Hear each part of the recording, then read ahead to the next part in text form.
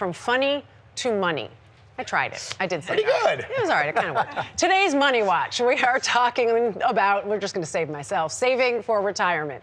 A new state of retirement planning survey from Fidelity finds more Americans than ever are expected to reach the age of retirement this year. And confidence among those still planning is down 7% from 2024. CBS News business analyst Jill Schlesinger joins us now with tips on how we can ensure we're in good shape when we reach this milestone. Jill, this is a survey that they do every year. What did we learn from this one? You know what? These higher prices are really hurting people who are retiring. And in the survey, we found out that 70% of the people said, wow, these higher prices, I didn't count on this, and it's eating into my nest egg. And again, if you're retiring and you're on a fixed income, this is even harder. So we're really talking about people who have the luxury of having a nest egg. Yeah. Of course, a lot of people don't. But that said, it is those higher prices. And of course, not planning is a big problem because people get to retirement and think, I'll be okay, I hope. No. One survey I just want to point out, one of the big price increases that people don't count on, healthcare.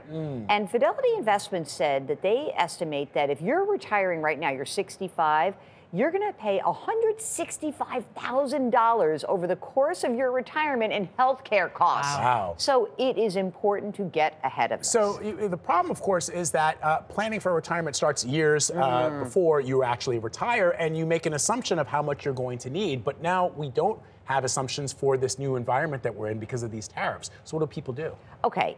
I still think planning is the key here. And so when we talk about planning, you can do this on your own. There are a lot of online calculators. People who have workplace retirement plans, there's great calculators. You can also enlist the help of a professional, a certified financial planner.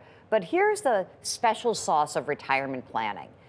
In the end, it really does come down to what you're spending right now. And you really have to interrogate, what am I spending today? What will I think I'll be spending in the future? And why do I think that's important? A lot of people will say, I'll spend less when I retire. Probably not. Right. Whatever you're spending today and put it all together, that's the most important number. Then you have to look at, where's my income going to come from? Am I going to get Social Security? Am I lucky enough to have a pension? Do I have rental income? And do I have a nest egg that I can build up and I'll be able to draw from it? Put this all together and this will give you your magic retirement number. Guess what? It's only your number. I hate rules of thumb. And that means that doing the planning yourself based on what your circumstances are, that is the key to getting to retirement with enough money for the next decades ahead of you. Very, very quickly, people think 401k, that's with your company. If you don't have access to it, what does somebody do? You open a Roth or a traditional IRA. You can put $7,000 a year in, another $1,000 if you're over the age of 50. Remember, if you're a retirement saver, being over 50 is excellent because you get to put extra money away. Start early, make this a habit. Run your numbers, and you can see these retirement contribution limits for retirement accounts through work. These are huge numbers. Very few people can do this. $23,500 if you are under the age of 50, an extra $7,500. And there's a special rule this year. You guys, this doesn't apply to you. But for my friends out there, if you are 60, 61, 62, or 63, you can put in $11,250 extra into a workplace plan. And start early. In your 20s, it doesn't seem like you're going to need it. Start early. That's great advice. Yeah, Jill, thank you. We appreciate it. April is Financial Literacy Month, so if you have a question you'd like Jill to answer, send an email to askjill@cbs.com. She could answer it on our show. In today's Money Watch, we are talking about how you can save enough for retirement. According to one recent study, U.S. adults estimate they will need to save $1.46 million to retire comfortably. That is 53% more than what people thought they would need just 4 years ago. Joining us now is CBS News business analyst Jill Schlesinger. Good morning, Jill. Good morning. All right, so let's jump right into it. Why such a big jump from what people expect they need to save? So again, back in 2020, people had this idea, the stock market was pretty good. Then we had this huge surge of inflation. And I think a lot of people really were spooked by that and now are thinking, wait, high prices could be here for a long time in the future. So it's an inflation story. It's also a story about younger Americans because younger Americans do not believe that the Social Security system will be there for them. And they also understand that they're going to live longer. And so when we look at the younger folks who are in this survey, they believe they're going to live to 100. And you know what? They probably will. Yeah, you're right about that. So how much have Americans saved for retirement? Lots of different ways to do this. There's median, there's average, there's mean. But let's say that we sort of look at everything above and beyond a certain number. And that's about $87,000. So there's a big gap between 87 and $1.5 million. But what's really clear about this is that I think people know they need to do more, but they don't know how. All right, so everybody's trying to figure out their number. How do you determine what your retirement number is? To be clear, there is not a set formula. I know a lot of companies want to say blank times your salary, do this, it's a back of the envelope calculation, but it all starts with today. Okay. Where are you today? How much do you spend today? So you have to assess your own finances first, right out the gate. Absolutely. This is really like hardcore, really important stuff, which is what do I spend today? What's my overall spending for the household? What's the fun stuff? What do I expect in the future? Do I have to take care of a parent? Do I have an adult child who's going to need my help? Factor that in. So you figure out your spending, you look at your saving, you look at how long you're probably going to live. That's in many calculators. And don't forget, you're going to have to subtract income in the future, Social Security. Maybe you're going to get a pension if you're lucky. Okay. Maybe you're someone who gets rental income.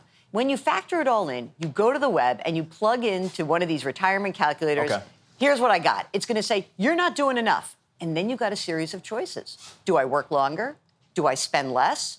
And one that I love, do I create an off-ramp for myself? Do I work really hard till I'm 55, 60 years old, and then try to do something for another 5, 10, 12 years that really makes me happy, brings in some money, but doesn't actually exhaust me? Nate, people are exhausted right now when they get to age 60 and 65. So we've got to help them out. Valuable information. Dollar Jill, y'all. We appreciate you. Thank you so much.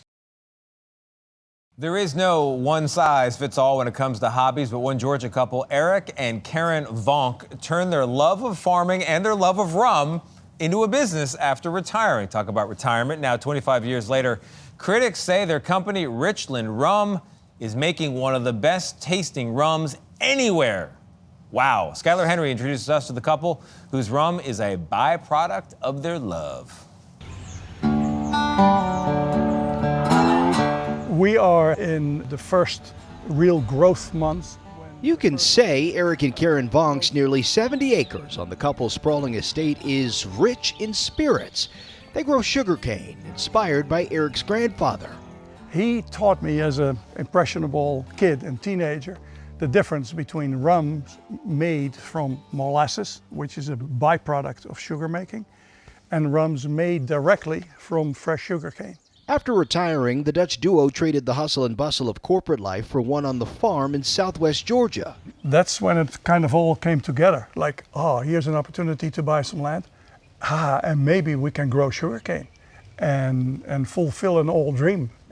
That dream turned into Richland Rum, named for their home in the rural railroad city 2 hours south of Atlanta, which is drawing thousands from around the world to their distillery each year. What we started out doing was a hobby. It was never intended to be a business. And it's big business. The U.S. rum industry is experiencing a rum renaissance as more craft spirits are being embraced in the marketplace, especially in Georgia. Rum production in the state was essentially non-existent until the turn of the century due to complicated liquor laws. Finally, in 2017, the Georgia legislature allowed us to sell our own product in our own buildings. Less than 5% of rum makers worldwide use sugarcane juice. Most use molasses. It's where the Vonks say theirs is in a class of its own. More than 1,000 American white oak barrels filled with rum are stacked to the ceiling in Richland's distillery, some that have been aging for more than a decade. There's a 2011. And if that doesn't sound that long, well, it isn't. Finding that sweet success for the Vonks wasn't easy. When did y'all know y'all got this right in terms of flavor? A lot of blisters and a lot of trial and error. We always say the barrel decides when the rum is ready. It can be anywhere between 6 and 10 years. Distiller T.J. Harris ensures the taste is perfected. So this right here is a combination of like 90 gallons of syrup, 500 gallons of water, and about 6 ounces of yeast. The fermentation process from there takes between 7 to 10 days. Then what will be rum is moved into the distillery. It's poured from these copper pots at 120 proof into the barrels. This one of those tell me when to stop. There you go. Okay. All right, no, right, yeah. Oh man. Hey, not bad. Then off to the barrel house until it's eventually bottled. The process even caught the eye of one famous Georgian who grew up right down the road in Plains. President Carter and Ms. Rosalynn, they had so much interest in the process that then and there we decided that we were distilling a presidential barrel. The Bonks' farm-to-bottle experience has existed just as long as their marriage, 25 years strong. Starting a distillery is an enormous challenge. The fact that we've been able to do that and still are enjoying that Happily every married? day, and still happily married. A good, spirited partnership rooted in a passion for rum. For CBS Mornings, I'm Skyler Henry in Richland, Georgia. All right. Very nice couple. Another chance, Very Gayle, nice for you to product. reconsider your non-drinking policy. I'm going to stick with my Shirley Temples. America is seeing a boom in retirements as baby boomers sail into their golden years. More than 4 million people are going to turn 65 this year alone, part of the largest wave of retirement-age Americans in history. And some are choosing to sail literally. Life at sea is what they want. Nancy Chen shows us what it means to call a cruise ship home. Dining, dancing, and dueling pianos, all while sailing around the world. I live at sea and I'm retired. These are the golden years for Joe Johnston. How many long-term cruises have you been on at this point? I've probably done 6 or 8 cruises of 80 days or longer. Is this home? It is. I sold everything that wouldn't fit in my car, and then I sold the car. On board, the 69-year-old gets everything rolled into one: meals, travel, entertainment, and housing. All for, by her estimate, $100,000 a year. What are the caveats? What are the things that people should watch out for?